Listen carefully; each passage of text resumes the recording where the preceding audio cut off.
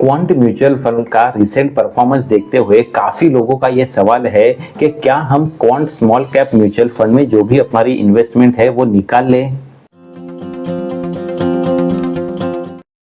Quant का last अगर कुछ महीनों का परफॉर्मेंस देखे तो वो श्योर हमें डिग्रेडेड नजर आता है। जब से क्वांट के ऊपर फ्रंट रनिंग का कंसर्न रेज हुआ था, हालांकि उसका अभी तक कोई भी कंक्लूजन नहीं निकला है, लेकिन उसके बाद ही परफॉर्मेंस भी फंड का काफी डिग्रेडेड नजर आने लगा है। हम उसके चार्ट से भी ये देख सकते हैं। फंड का अगर एक महीने का परफॉर्मेंस देखे तो वो हमें डिग्रेडेड ही नजर आता है। वो तो अपने बेंचमार्क और कैटेगरी एवरेज के भी नीचे दिख रहा है। अगर 3 महीने का परफॉर्मेंस देखे तो वो भी सिमिलर लाइन पे ही है। साथ ही में 6 महीने का परफॉर्मेंस भी हमें डिग्रेडेड ही नजर आता है, जहाँ पे वो कैटेगरी एवरेज और बेंचमार्क के भी नीचे नजर आ रहा है। लेकिन अगर यही फंड का हम 1 साल का परफॉर्मेंस देखें तो वो हमें काफी अट्रैक्टिव नजर आता है। अगर मल्टीपल टाइम पीरियड के लिए भी देखें तो फंड ने 1 साल के साथ ही 3 साल हो, 5 साल हो, 7 साल हो या 10 साल हो, सभी टाइम पीरियड के लिए अच्छा परफॉर्म किया हुआ दिख रहा है, जो उसके बेंचमार्क और फिर कैटेगरी एवरेज से भी काफी बेहतर नजर आता है।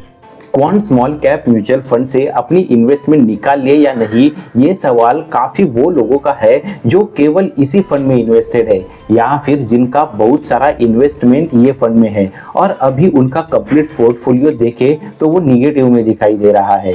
दोस्तों, केवल 3 महीने या 6 महीने के परफॉर्मेंस से फंड से निकलने का अगर हम डिसीजन ले रहे हैं तो उसको सोचना, फिर से एक बार सोचना जरूर बनता है।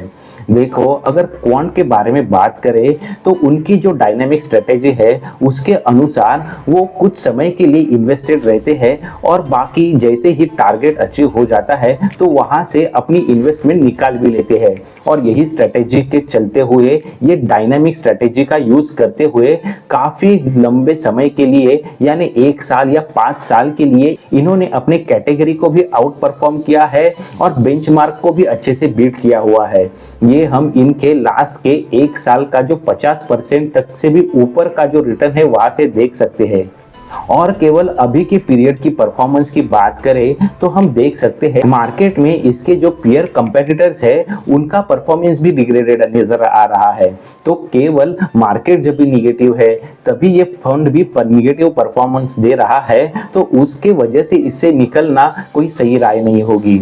साथ ही में इनके स्ट्रेटेजी को देखते हुए अभी इन्होंने अदानी एंटरप्राइजेस में भी अपनी स्टेक बढ़ाई हुई है, तो वो देखते हुए फंड अभी भी अपने स्ट्रैटेजिकली जो भी प्लानिंग है उसे तो इम्प्लीमेंट कर ही रही है।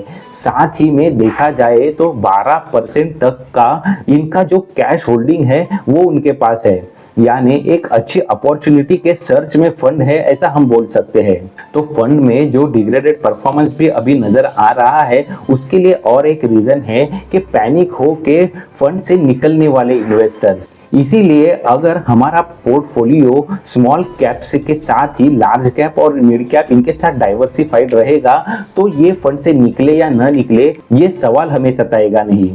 दोस्तों, हम अगर बिगिनर्स है तो कौन से फंड में इन्वेस्ट करें, कहां से अपनी एसआईपी शुरू करें, कौन सा फंड हमारे लिए सही होगा, ये सवाल हमें जरूर सताता है।